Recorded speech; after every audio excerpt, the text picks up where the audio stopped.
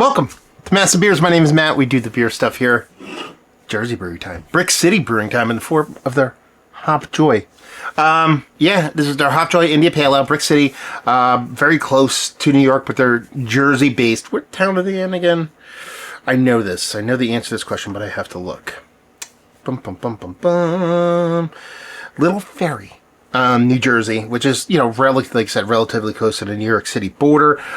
This is an India Pale Ale coming at 6% alcohol by volume, and it is dry hopped with Citrus, Strata, and Simcoe. Yeah, Brix City.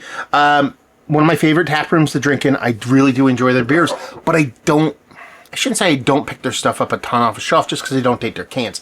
Now, I will say this, that they're really good with their Instagram in that they always show, like, cans. Like when they have a release, it's just a picture of cans. So you can scroll through their Instagram real quick to find when stuff was originally released. If this is one of those cans, because it has no date on it, so it could have been last year's for all they know if they made it previously. Only like less than 2 weeks old. So, yeah. And I like this. I don't know, something about it. Something about the art design. I dig. I don't know. Here we go. So you're talking about 6%. Classic hazy hops with that little bit of strata thrown in there for good measure. Ooh, big head on this. Actually, big head because I poured it big, but it is a pale. That is a pale beer. That's interesting. So yeah, like I said, a dig on the can. And I like the hop mixture they're going for, so we'll see where that one lands. I mean, as far as hazies go, when it comes out that kind of milky pale, I get really, hot and bothered, because what that tells me is it more often than not, there's a really soft mouthfeel to it, but it lets the hops shine it through. Darker tends to be a combination of either you're using just straight malts instead of like brewer sugars, or just you're not going straight like Pilsner malt, flaked oats kind of thing. And then with darkness, you can't have oxidation, but if that is oxidized, you cannot tell, and it just has this really light paleness to it that really looks epically cool. 2 fingers ahead, because this guy pours awesome, and a nice kind of turbid haze to it, but it doesn't look like it's going to be hefty to drink. So you're talking about 6%, it pouring like that. Beautiful soapy edges to it, a little bit of pillowy kind of creaminess on top, with this beautiful like white, opaque, slightly opaque kind of whitish, yellowish kind of vibe to it. It just looks really interesting. In a good way, I mean. So I'm just going to dive right into this. Bright, man. Bright. You knew it was going to be bright based off of the color of that beer. Just like summer in a glass. Listen, we're getting 6 inches of sleet and snow tonight. It started about half an hour ago. I walked from my house to my studio out here, so it's like maybe about 50 yards, maybe or so, give or take, out, and I was covered in snow by the time I got here. So it is snowing outside, so it is definitely not summer, but I'm welcoming summer in a glass. And this bright, you think the citrus, you think a little bit of subtle tropical fruits, but all those tropical fruits are leaning like a pineapple / starfruity kind of tropical fruits. Bright, summery, not that tropical fruits are bright and summery, but you know what I mean? The citrus here is light and effervescent, spritzy, everything in here from the citrus, and that starfruit pineapple combination, where those are the big hitting points, sticking points for me, at least on the aromatics. Everything comes off super bright here, super, not zesty, but spritzy and very, very fresh. Man, that smells like a really fun beer. 6%, so it's not a huge ABV beer. Perceptual sweetness, I think it's going to come off. I don't know. I think this might be a winner. I think it might be a winner, just based off of the nose. So we're going to dive right in. Cheers, y'all.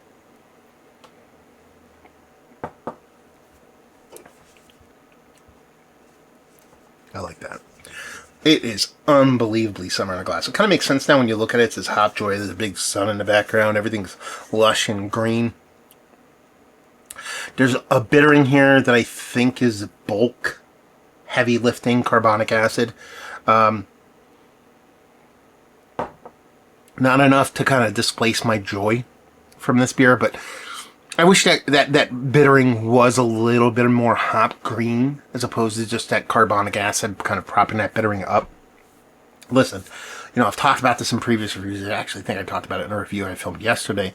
I'm super hypersensitive to carbonic acid, i.e. seltzer water. I just can't drink seltzers, can't do it. Just something about it really just not for me. So I'm hypersensitive to it. So if I'm getting it and it's not bothering me, but I'm sensing it, chances are nobody out there is really going to have a problem with it because I'm that hypersensitive to it. But it just has this really beautiful, again, summery citrus, summery pineapple, summery starfruity kind of tropical fruits with a nice pillowy mouthfeel. Again, not super dense, but drinkable, kind of what I assumed by taking a look at the actual, when we just took a first look at the beer. And there is a soft, subtle sweetness to it, like maybe the ever so slight under attenuation. I think that's a positive thing, especially for hazies like this.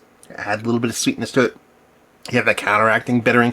Again, most of it feels like a carbonic acid heavy lifting thing. I would love to change that. That would make this beer S tier for me if that bittering was less carbonic and more green. But that's just me. It's just fantastic. It's almost the biggest nitpick of this beer, I should say, which is probably unfair for me to say, but I'm going to say it anyway, is I wish this was like 4.5% because I kind of feel like you can achieve this beer at that low ABV. Again, we're sitting right at 6, right? Yeah, 6%. I'm not going to get too hot and bothered over a 2% difference on a beer. But man, that would be those two minor nitpicks, I should say, picking those nits, is the carbonic levels exchange for a little bit of green. And then, like I said, a little bit lower ABV. But again, I am not poo-pooing on this beer at all. I think it's fantastic. I got a 4-pack of it. I'm going to crush the crap out of them. And just saying, I dig me some Brix. I was glad that this has to be the newer batch. There's no way this batch is a previous batch. So nice that I actually found something this fresh outside of the brewery. A brewery's 45 minutes away, so I could always go there. But I just popped into a bottle shop that I go to every now and then. It has been a while, but I know they have Brix and kind of focused on that section. Well, I shouldn't say I know they have Brix. I know they have a wide catalog of Brix. Typically, if I pop into a canning shop or a bottle shop and can shop here in Jersey, I can find Brix, but it's typically 3 or 4 of this particular place. Looks like they carry their most current catalog and almost all of it. So I was happy to see this. Picked it up, and I'm a fan. Yeah, it's a weird one too because I'm not going to say like, oh, every haze bro is going to love this. I think you have to just appreciate bright, fresh, summery hops. I mean, who doesn't? So maybe I'm just kind of poo-pooing on Haze Bros just to do it. But, man, this is tasty stuff. And honestly, one of the brighter, more summery, more funner hazies that I've had is really, it's been a lot of hot 2x4s to the face, hops to the face, turbid, dense aggressiveness. This tends to be a little bit more lighter, a little bit more kind of, I want to use the word jovial, but it just has this, like, less seriousness to it because hazies are so serious.